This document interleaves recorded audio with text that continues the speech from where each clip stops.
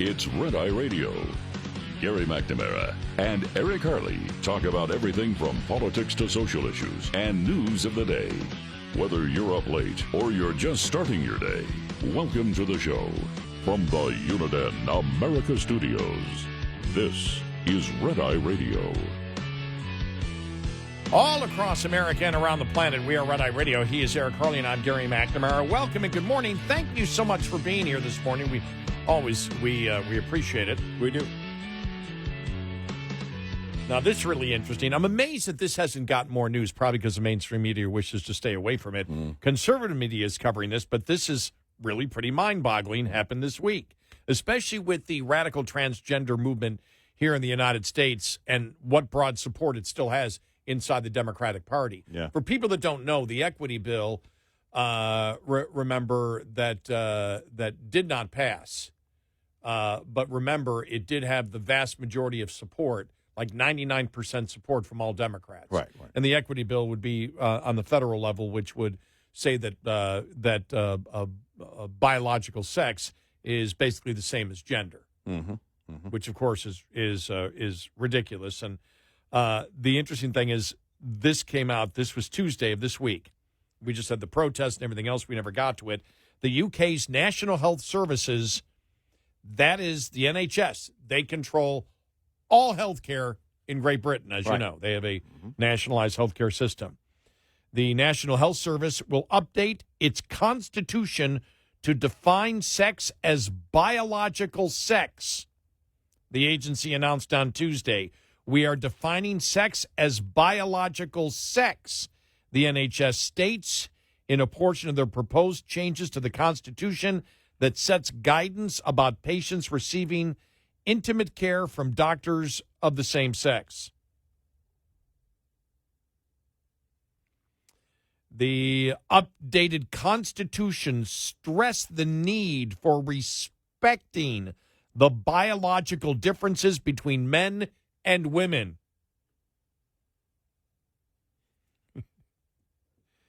If these, J.K. Rowling has to just be going, nuts on this one. Oh, yeah. If these biological differences are not considered or respected, there is a potential for unintended adverse health consequences, the new Constitution stated. The new Constitution also stressed the importance of clear language.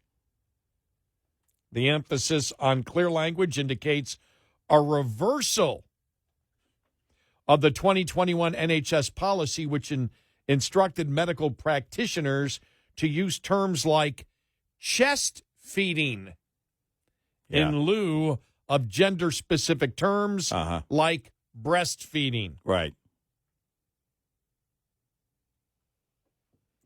Previous NHS guidelines stated trans patients could be placed in wards based on their gender they identified with, according to the Telegraph. The updated guidance now says patients should not have to share sleeping accommodations with patients of the opposite sex, and women in mental health units should have access to women-only spaces.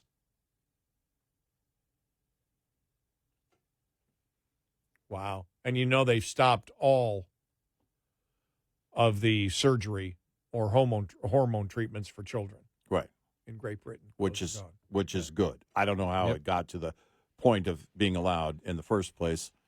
But you look at the situation, it's the language in the CDC here in the States changed during the Obama years and during the Trump years. They changed it back and said, look, it needs to be very clear. Because you're dealing with biology here. That's a word the left hates now. The party of science, by the way. Hates biology. They hate biology. And that was it. You're going to have, you're talking about doctors and people working in labs and everything else. They need to know exactly what's going on. The terminology needs to be clear. And it's interesting what they're doing here at the NHS.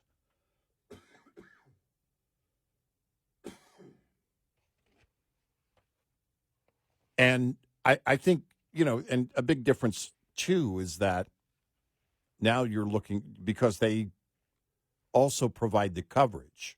The CDC here, at least not yet, they don't provide the coverage. They don't oversee that type of, the hospital stays and everything else. And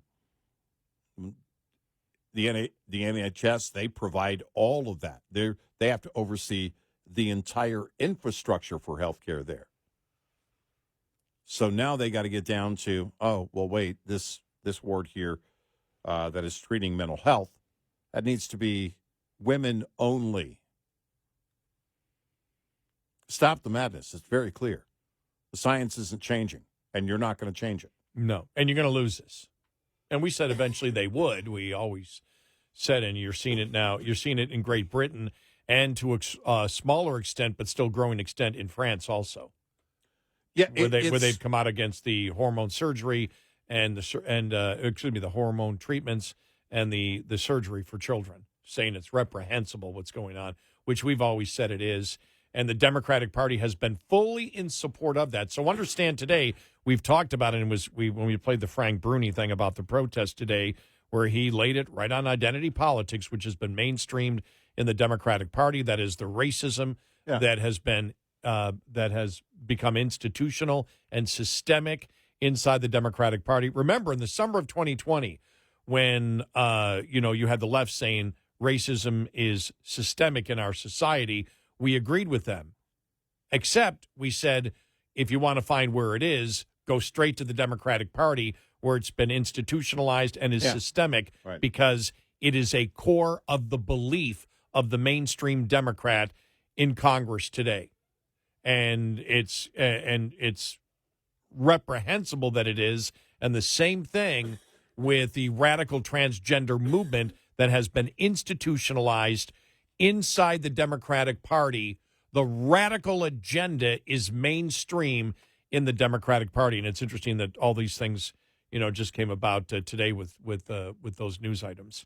Well, and too, when you talk about the science is the science, the left wants to change the science, thinks they can change the science by changing the terminology, and you can't do that. Blur the lines by changing the words. You can't do that. Nope. Doesn't work. And at the CDC, when Trump came in, they looked at this and they said, look, women don't have prostates. So we can't, we're just not, you're not going to change that. And the left would shout back through their protesting voice. Some women do. No, exactly 0 women do. Men living as women might, but they're men. I think we were working together, and I believe it was a great Britain newspaper. Remember when it came out? First pregnant man. Oh, yeah. And it was the British tabloids that started it. Isn't it interesting that it's the British government that is now saying, no, that's a great point. Stop that, because that was you and I shook our heads going, there is the first pregnant man out there. It was like they were going to have a parade or something. I know. I mean, they were really, and by the way, most of society looked at it and said, no. They were so proud.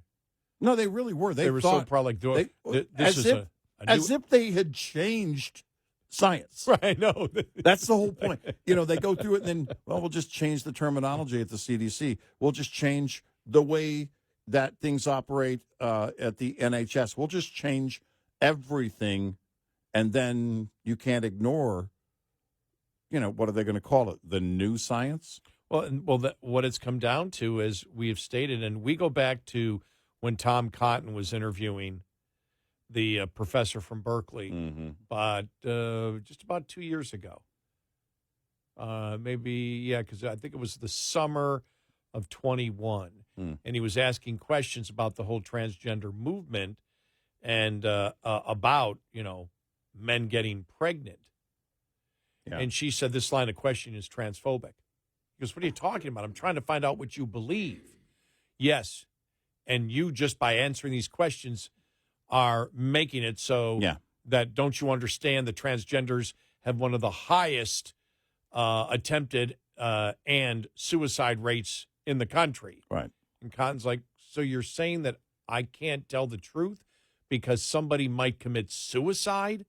That's the argument of the left. That's what it is.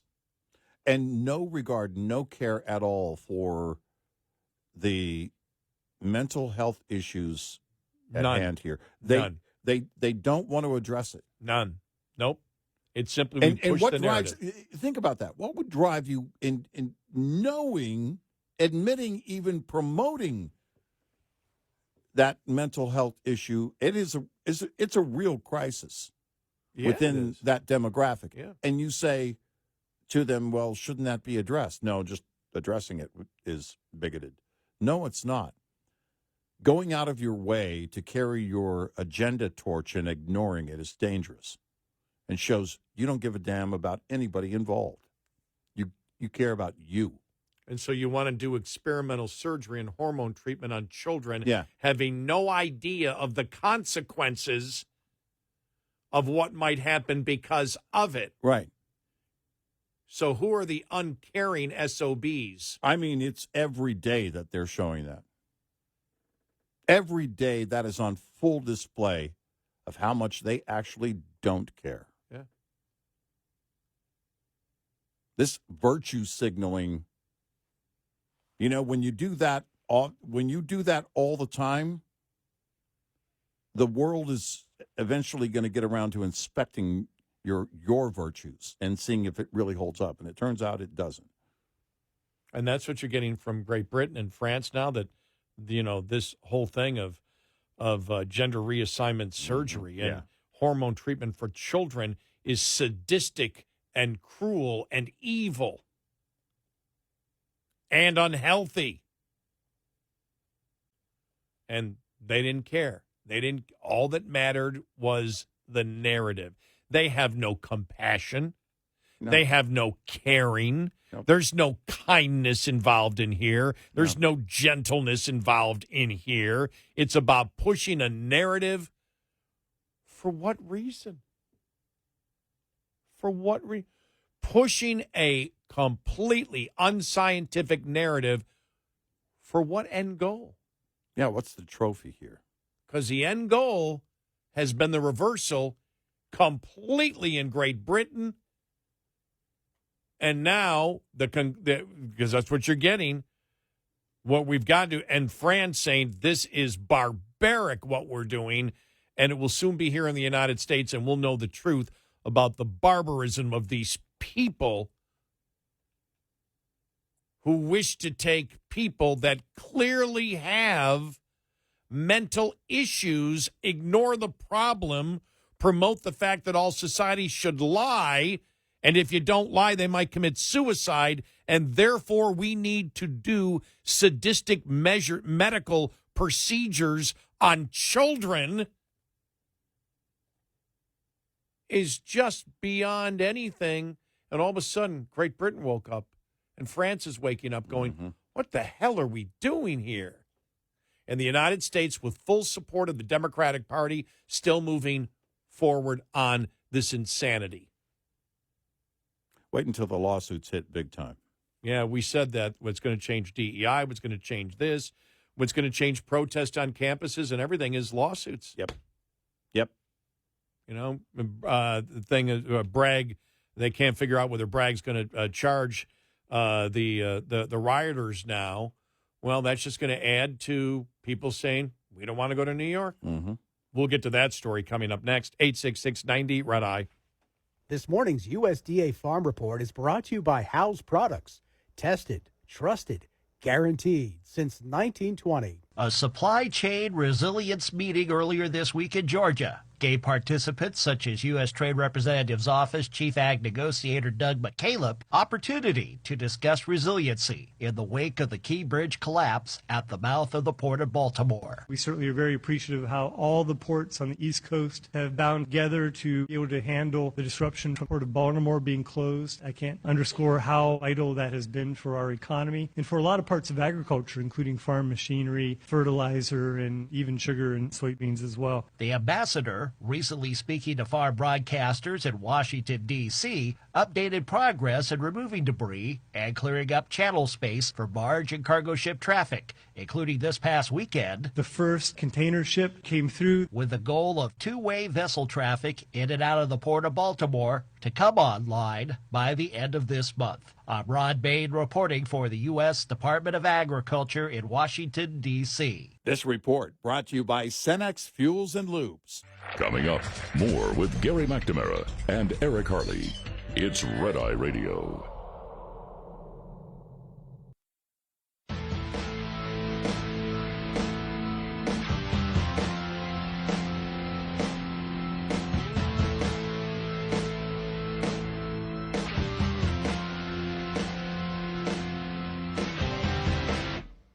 It's Red Eye Radio. He's Eric Harley, and I'm Gary McNamara. You know, stories out yesterday whether the UCLA protesters and rioters will be charged with anything. Then yesterday, on Wednesday, Manhattan District Attorney Alvin Bragg, we wondered, is he the one that's over it? He is. Refused to say whether he will prosecute the pro-Palestinian rioters who broke into and took over Hamilton Hall at Columbia University. Bragg currently prosecuting Trump, as we know, on the bogus charges. He was unresponsive to inquiries from the Daily Caller regarding potential charges for the pro-terrorist rioters arrested on Tuesday. The New York Police Department arrested 119 rioters at Columbia University on Tuesday evening, as well as 173 at the City University of New York. Given his track record and political nature of the events, I would be surprised if the Manhattan District Attorney's Office prosecuted the charges in any serious manner, said Cornell Law School professor William Jacobson told the Daily Caller the charges are likely to be dropped against most perpetrators and drastically reduced for others under an agreement that would see the charges eventually expunged. In New York City, unfortunately, this type of weak prosecution agenda encourages more crime, Jacobson continued. Manhattan attorney Martin Stoller told the New York Times Tuesday that protesters are unlikely to face jail time. Think about that. You go in part of a riot, you take over a building, you ransack the building, you don't do any jail time?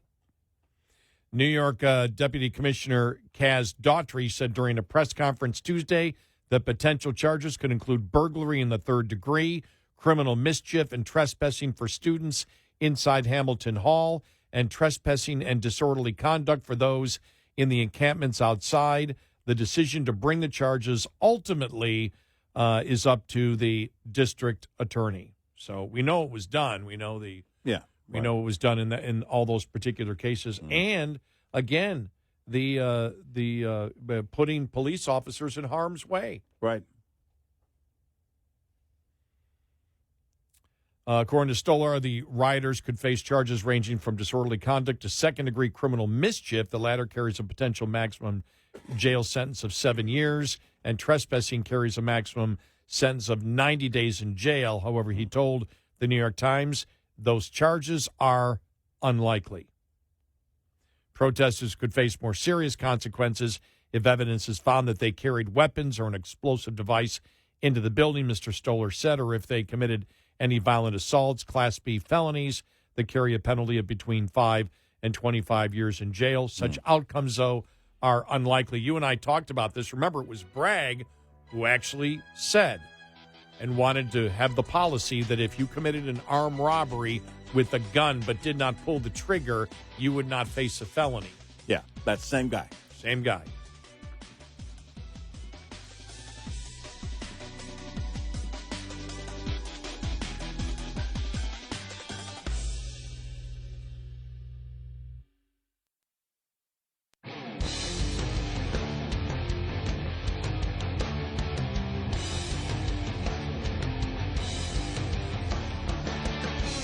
You're listening to Red Eye Radio from the Uniden America Studios. And he's Eric Harley, and I'm Gary McNamara. I wonder if Bragg doesn't bring charges, whether Mayor Adams is going to be angry and do his flag speech again. Nobody takes down a flag here. Well, when you're involved in the destruction of your own city, how patriotic are you? Right. Someone's got to ask that question, right? Yeah. If you're helping to destroy your own city economically and by not being tough on crime and defunding the police, then how patriotic are you? Is America? Rah, rah, rah. Don't touch that flag. That flag means destruction of a city to me. What the hell? It's like, I don't know. I mean, we'll see. Well, it's it's the least he could do, and by that I mean it's actually the least he could do. Yeah. It's not really doing anything. You're doing everything to destroy your city, and then you pretend to jump on the bandwagon of, oh, no, don't you dare. Don't you dare. Yeah. Don't you dare touch that flag. Right. Just destroy the quality of life for the citizens of our city. Exactly. Over and over again. How about do both? Mm-hmm. Yeah. It's just a thought. Well, just a thought. Jumping on is something for the moment. It's here's the thing. You can do that after you've done your job. Go do your job for your city. Then come back and say, hey, nobody does that here because you've earned it. All right, so we didn't get to this this week, and I at least want to get to a little bit of some of the testimony. The Select Subcommittee on the Weaponization of the Federal Government held a hearing on Wednesday, okay? The hearing was to examine the Biden White House and their role in censorship. And so Robert Flaherty, former assistant to the president and director of digital strategy at the Biden White House, was actually the lead witness. Then you had Andy Slavitt, former senior advisor to the Biden White House COVID-19 response team, Todd Zwicky, professor of the Scalia Law School, and Matthew Sigelman, fellow Constitutional Law Center at Stanford Law School, about censorship in the government. Most of this is the back and forth between Jim Jordan and Robert Flaherty, the former assistant to the president and director of digital strategy, which means digital strategy is what is on social media, and right, yeah. He was the right-hand man of the president there. And so what you'll notice again is how nobody in this administration, excuse my language, nobody in this administration will answer a damn question ever. Mm-hmm. You can't get it. I mean, Karine Jean-Pierre, oh, my God.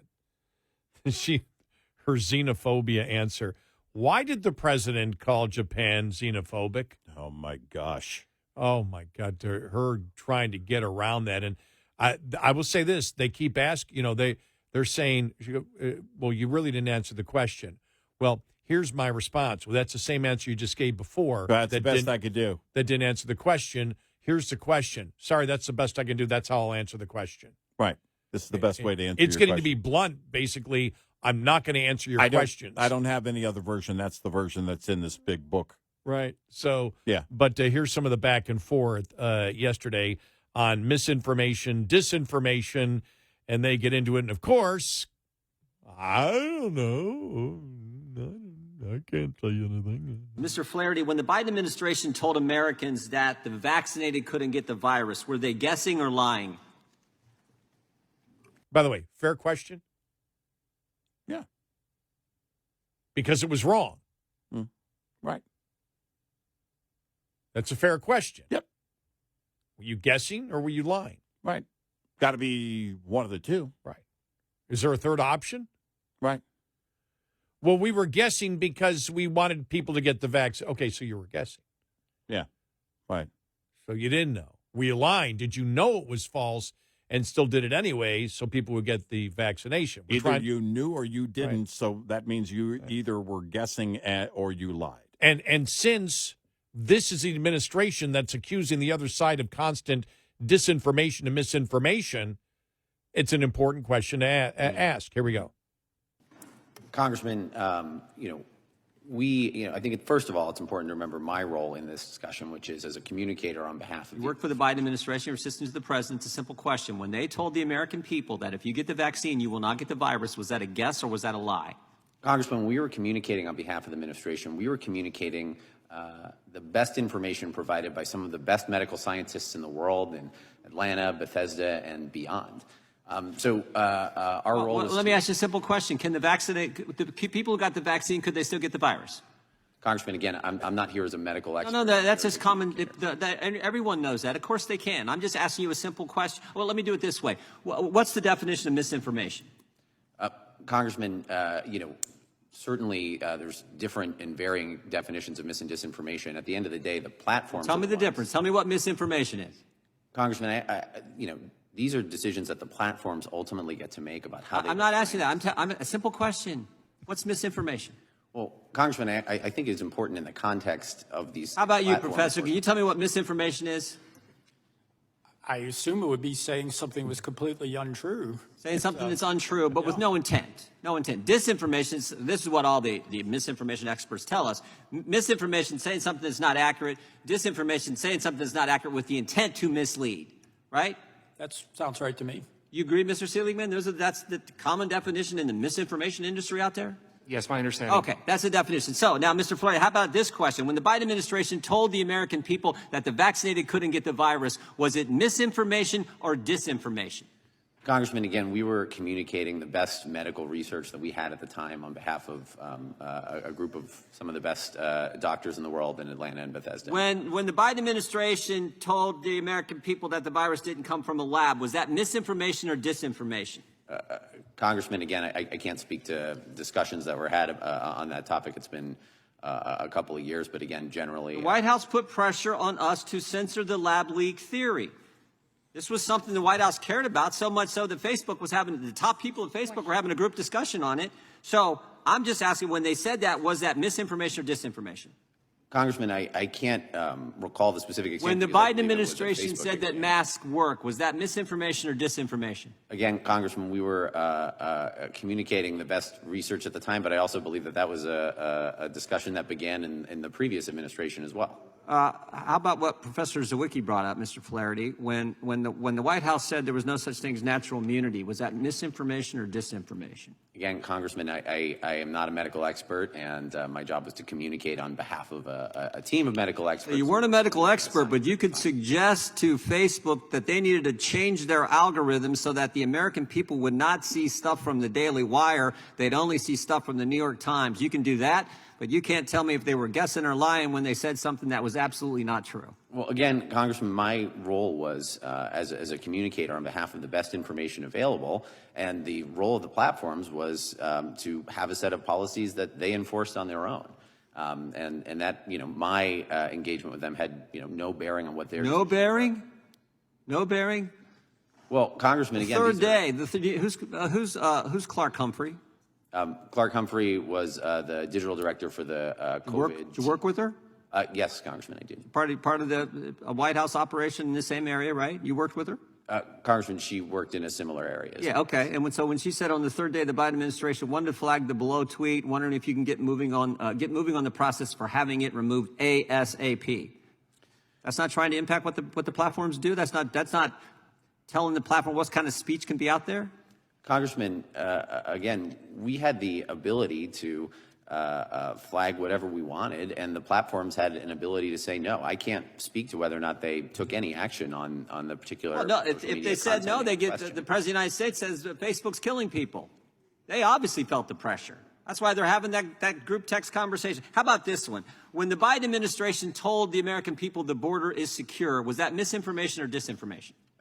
Congressman, again, I'm here to discuss my engagements with social media platforms. I'm just asking. You were in the Biden administration when these kind of statements were being made. How about this one? When the Biden administration said the Inflation Reduction Act will actually reduce inflation, was that misinformation or disinformation? Congressman, again, I'm here to discuss my interactions with social media companies. Let me go back to the first question in the last 13 seconds. Any chance you'll answer one question for me? When the Biden administration told the American people that the vaccinated couldn't get the virus, were they guessing or lying? Congressman, we were communicating on behalf of the best medical research. But the question would be, was it the best? How did you know it was the best medical research? Because it was completely wrong. Was there any medical research that actually said that? It would have to have been proven wrong, right? If it's wrong, how do you know it? It's this entire thing is it gets down to the clear lying about it all and this stupid game. Can anyone answer a question up there? No, that's the most frustrating thing is you can bring on how many people have we played over the last year and who from the Biden administration that actually answered a question that was asked. Of the thousands of probably over the last couple of years audio cuts that we have played of members of the Biden administration up there, I'm trying to think of one case. Austin did, yeah. Austin did. That's right. We played that earlier this week. I was surprised, and I think Matt Gaetz was as surprised. Yeah, Matt Gaetz, that's right. It was kind of shocking because you could see the way that Matt Gaetz, after he said it. You're right. That's great. Austin was. He did. And Matt Gaetz was like, whoa. And then he was just kind of his tempo picked up after that. Matt Gaetz, asking him about Gaza. Because are the troops going to be fired upon? Those building the pier that we're there, pretty good chance they're going to be fired upon, right? Yep. Yeah, but then at the end, he didn't answer the how he tried to get out of it.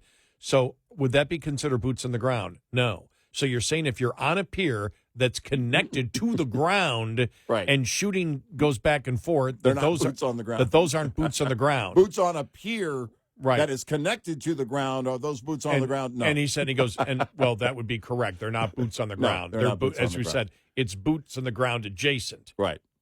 Yeah, exactly. I mean, it's just boots on a pier. It's just insanity. But I was shocked that he answered that first question. Matt Gaetz was. Yeah, he was. I thought to myself, man, that was a huge misstep by Austin. Doesn't he know, as a part of the administration, you never answer a question. But that was the only one. And you hear this dance that he's doing there. Congressman. If I knew you could do that, I would have done that all through high school when my mom asked me anything. Well, Mrs. Harley, if you want to get into the question about the homework, I think we need to just break down what homework really is. I am at home. There is work being done. I mean, when you ask me, Mrs. Harley, about brushing my teeth, there is a brush in that area, that specific area, which is designated for brushing teeth and also brushing other things. There is a brush. There are also teeth that are often in that same space, and we can talk about whether those teeth have been brushed and within what time frame I think would be the most important part of that. And we can break down the time frames. What is 24 hours based on your thought and what is my opinion of 24 hours? They can vary. That, by the way, there's the other thing, too. I may punch you if you don't stop right? this. Well, Mr. McNamara, the question is, do you throw a punch? Do you deliver a punch? Who receives the punch? Where does the punch go? Is it a punch line? Was that a punch line? That's the question. I is really there wish. A punch line? I really wish I had a punch sound effect right now. Because I'd use it. and there's the frustration of you can't answer the question because you can't be honest. Yeah. The truth isn't, it's if you're lying about something and you've been lying about something and you don't want people to see the truth, man, you got to really work hard. And that's what you see there. They're working but hard. I'm not lying. It's my truth. Mm-hmm. Right. Yeah. It depends on Mrs. Harley what you call the truth. Your version of the truth and my version of the truth may be different. If I said that to my mom, it'd be more than a punch sound effect. She wouldn't need sound effects. 866-90 Red Eye. Lines open for your calls. 866-90 Red Eye on Red Eye Radio.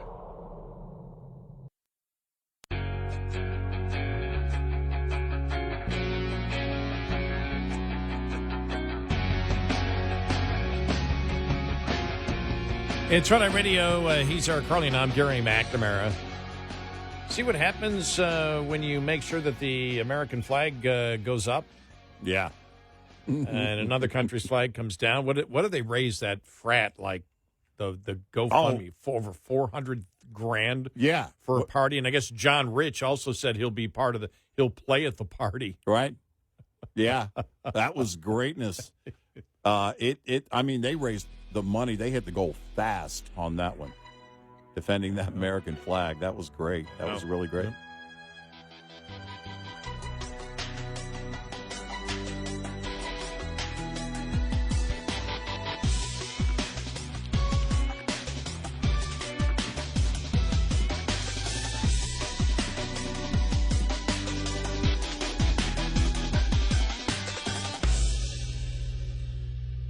This is Red Eye Radio on Westwood One.